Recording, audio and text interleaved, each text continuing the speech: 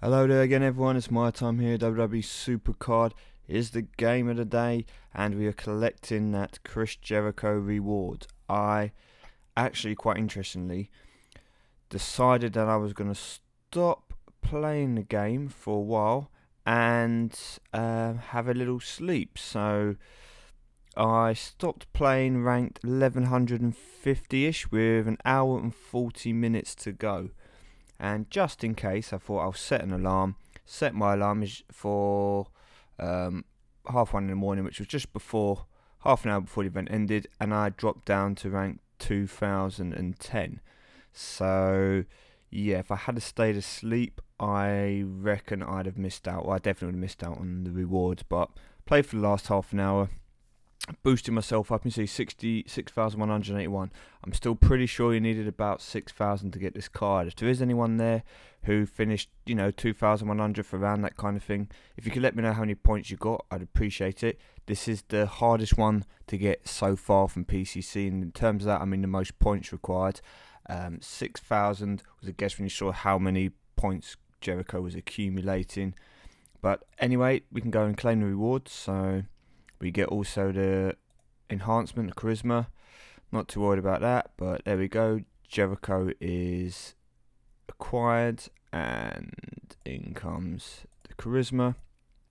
So what I will also do very quickly is go and level him up. And hold up, actually, I shouldn't have done that because I forgot I clicked on there. Other point is, I did say in one of my videos that I was getting close to a pull, and as soon as we finished People's Champion, I decided to come off and play a couple of games, start training up my Devon Dudleys so I can make them into some pros for the next PCC, and I was just convinced that I was close to getting a pull, so I went to Survivor Plus Plus. First board reset, Alicia Fox popped up. So good tip for you guys: if you haven't had your pull for a long time and say you're playing in a lower tier normal, put yourself in the highest tier you can. The plus tiers give you an increased chance. So say if you're around the right time to get your pull and you're playing on just Survivor normal tier, not Survivor plus, it could take you an extra 25-30 board pulls to get your reset, because the likelihood of it is less than at the plus tier. There isn't a set number of resets until you definitely guaranteed it. It's just there's approximate figures. So I think for Survivor tier you're looking at about somewhere between about 200 and 230, something like that, give or take. So if you think you've been a while since you've had it and you feel you're coming close, go into the highest tier you can, play a few games, get a few board resets, and if you're going to get it, you'll get it then. If not, then you can obviously drop back down to what you were doing before. So yeah, Alicia Fox is in the team, which is great.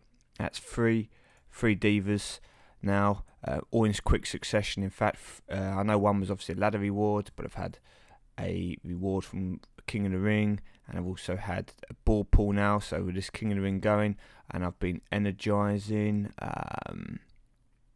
If we go to standings very quickly, you can see joint second, but in schedule, pretty much winning all the games. Lost to Robert, could have won that. Lost to Craig and could have won that, although Craig is going to be the hardest person. As you can see, ever since the start, when I was asleep and not playing, I've managed to win games. So hopefully, touch wood, I can get myself into the final and potentially get another diva.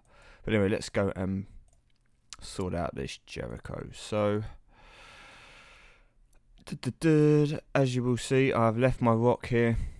He is technically, apart from one game in speed, ready, but I'm leaving him with these stats because I'm potentially going to put him into the Team PCC, which is going to start soon.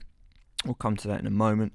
And a bit like what I did with my deck in the individual PCC, I'm going to try and liaise with the team and see if we should use a similar tactic of putting in cards which are underpowered, so we have a better chance of being up against people in the tiers below, and we should win. Obviously, we're going to try and do +5, so you want to win as many as you can.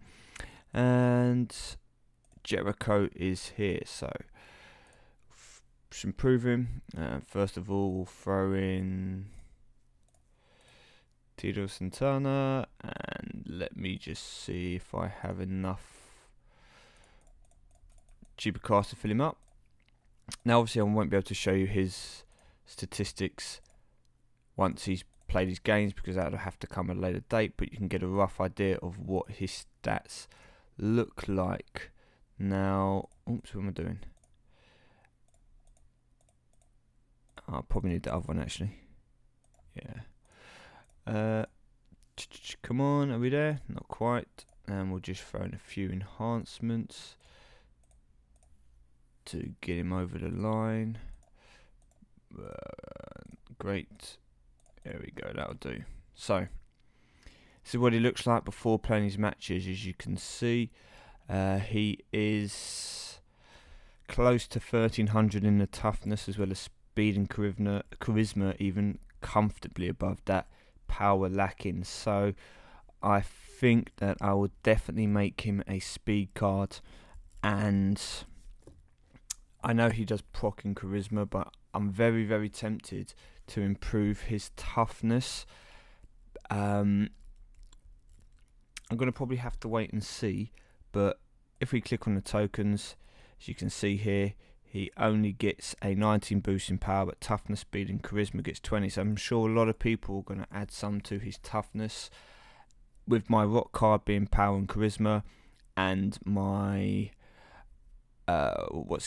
my swagger card being power, toughness and also being in speed, definitely think I'm going to put Jericho focusing on speed and probably toughness.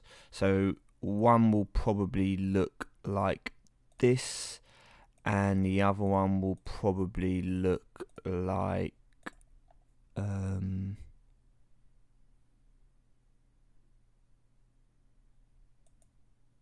this.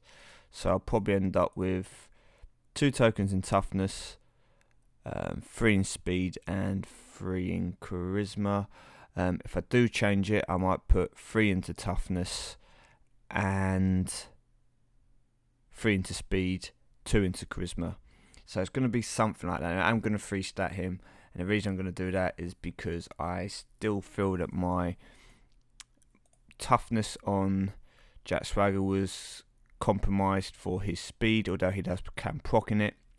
Obviously, I've got charisma sorted when I level out my rock, and power also, will be okay. So we'll leave Jericho out with the power, stick him in the speed, probably give him a toughness boost and obviously a little bit to charisma, and that's going to be the plan. Anyway, up in my time, thank you very much for watching this. Those of you who are in a team, you will see that the team event is about to start in a few hours time. You've got Rollins versus Triple H. I went for Triple H, however, neither to make a pro for me. I've got a very, very, very sneaky suspicion that a lot of people are going to end up going for Rollins. So I'd like to get a Triple H card, but never mind. Anyway, that will start pretty soon. The undercards for them are very quickly got a Rock and a Mark Henry if you happen to win it. So that's probably going to sway things in people's favour who are going for the actual top ranks. Any of the people that are going to try and get first will probably want that Rock card as well as Rollins. But for everyone else, you've got Daniel Bryan or Brock Lesnar as the legendary, and that's a pretty close matchup because a lot of people like both wrestlers. Still, I think edges it into Rollins' favour. We come down with Warrior and Stone Cold again. So if you notice, there's a lot of up arrows here on the right hand side, and you've got all your left arrows here on the. Oh, sorry, Seth Rollins' the right arrow, isn't he? Yeah. Okay, let me rephrase that. Okay, so you've got a lot of up arrows here on the side, and a down arrow Stone Cold. So up and down arrows on the right hand side, and left and right arrows, so taggables on the left hand side. So I'm still going to say that Rollins is going to win this. I'd like it to be Triple H. Hopefully, all I'm trying to do with the team is to get in the top 50. Not too worried about making the top 2 or 3. Obviously, we're going to struggle to get the top team with AHTF and Team UK probably battling out for that position. Okay, I'll be my time. Thank you very much for watching. Good luck in your Team PCC, and I'll see you all soon.